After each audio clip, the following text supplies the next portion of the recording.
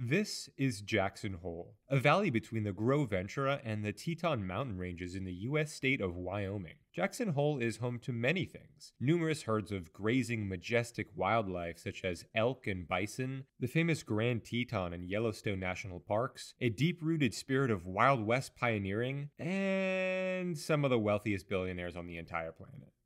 Of course. But why, of all places, has this small corner of the nation's least populous state attracted the ultra-rich 1%? Well, it's actually a pretty interesting tale, and it all starts with the name, Jackson Hole. Originally known as Jackson's Hole before euphemisms were outlawed, it's named after Davy Jackson, a mountain man who trapped wild game in the area during the late 1800s. And that's really where Jackson Hole's modern history begins, because before then, the only inhabitants of Jackson Hole had been Native Americans for thousands of years, like most of North America.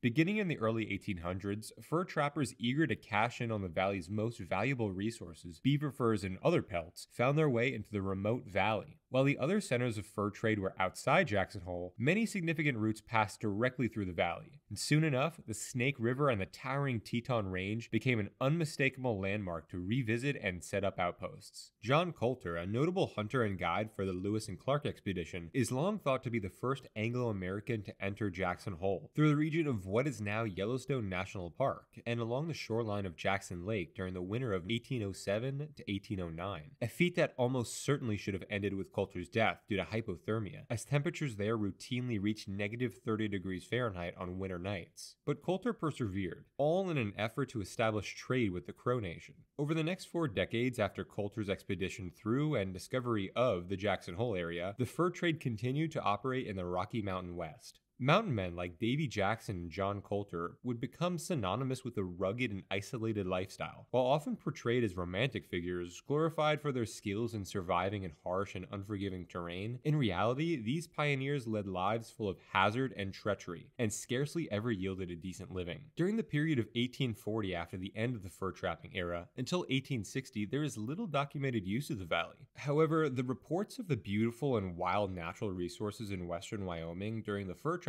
era had not gone unnoticed by the US government, who, in the following years, sent survey parties to evaluate natural resources for their potential economic value. It was during the time of exploration in the valley that news also spread east of the wealth of resources in the West, namely precious metals. Prospectors and miners began their journeys west on the heels of the explorers and scientists. Several prospecting attempts were made in Jackson Hole, however, most ended up fruitless. Despite the misfortune of prospectors, the valley began to be settled by permanent Anglo-American residents around 1884, and over the next decade and a half, the homesteader population rose from 23 to 369 by 1900. By 1920, these numbers would more than double to 1,381 residents. Homesteading in Jackson Hole was a careful balance of surviving harsh winters, short growing seasons, and unexpected violent weather patterns. Droughts, midsummer hailstorms, and even the wildlife posed serious threats to the livelihoods of homesteaders who tried to raise cattle or hay. The many people who persevered took great pride in their ranching operations, knowing they were solely responsible for their success. Some took creative routes to supplement their income,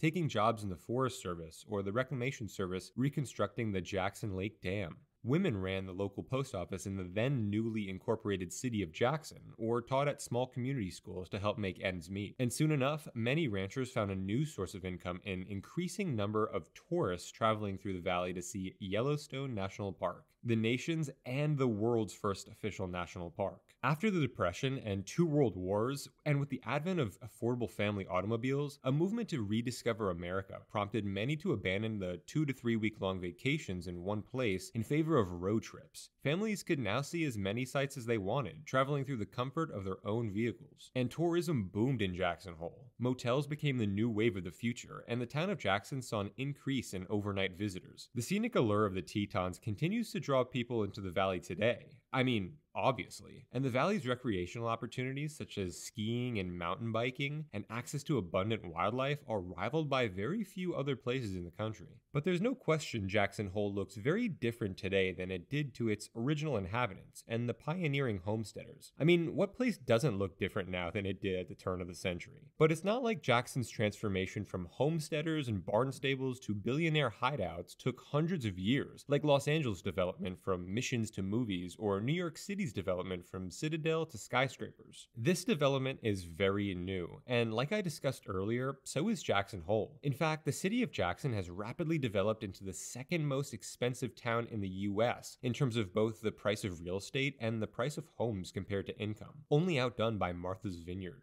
The fact that it's surpassed places like Aspen, Colorado, Sun Valley, Idaho, and Park City, Utah in such a short amount of time is astonishing. But why? Well, as with many things in the US, it's mostly because of taxes and the history of the state's libertarian values. You can practically hear Benjamin Franklin laughing in his grave. I should be more specific though. The one thing that the ski towns in Colorado and Idaho and Utah don't have that Jackson does is that coveted 0% state income tax, crucial to billionaires who have recently, along with many others, been moving out from high tax states to lower tax ones if they can afford it. Yes, the same thing that has middle-class Americans flocking out of states like California and New York to states like Texas and Florida also has the wealthy elite flocking to Wyoming. But it's not just income tax. Wyoming is the fourth least taxed state in the US, and that's not determined by size or population either. For reference, New Hampshire is the third and Florida is the fifth least taxed state. The difference is, in Wyoming, the privacy afforded to the Harrison Fords and the Joe Ricketts of the world is amplified. This is due to a number of factors, but most obvious is how the nice parts of states like Texas and Florida are much more populous than, say, a Jackson, Wyoming, population 10,000.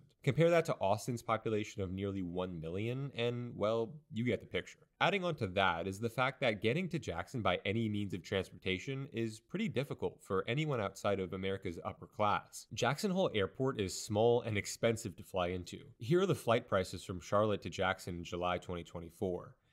And from Miami, and from Austin, just for good measure. There's absolutely no passenger rail service, obviously, and most of the year, driving into Jackson is just meteorologically treacherous. Importantly, the state also has no long-term capital gains taxes, crucial for the 1% making millions, if not billions, in the stock market. So, how do the locals feel about all this change and the now extreme cost of living in their hometown inflated by the city's wealthy residents? You know, the real locals that work for the ski resorts, cafes, grocery stores, and restaurants serving the city's elite. We're not just talking about teens working summer jobs here. Are, like, regular people even allowed to live here? Well, rent for an average studio apartment is $2,800 in Jackson. Great start. Wyoming and Jackson's minimum wage is still, checks notes, $7.25 an hour. Okay, not a great stat considering the minimum living wage as calculated by the MIT Living Wage Calculator would be $26 an hour. And that's for a single adult without any children. That figure skyrockets to $50 an hour for a single parent raising a single child. Those figures are higher than the city of Los Angeles. It's kind of unspeakable that Jackson hasn't implemented a city-wide minimum wage. And although very few resort-like businesses have instituted a company-wide minimum wage of $18 an hour typically, that certainly doesn't justify the lack of local law. My original premise for this video was going to be talking about whether or not Jackson Hole is just another tourist trap, which in my opinion, it isn't. Not to the extent Atlantic City or Myrtle Beach is anyway. But I felt like this was a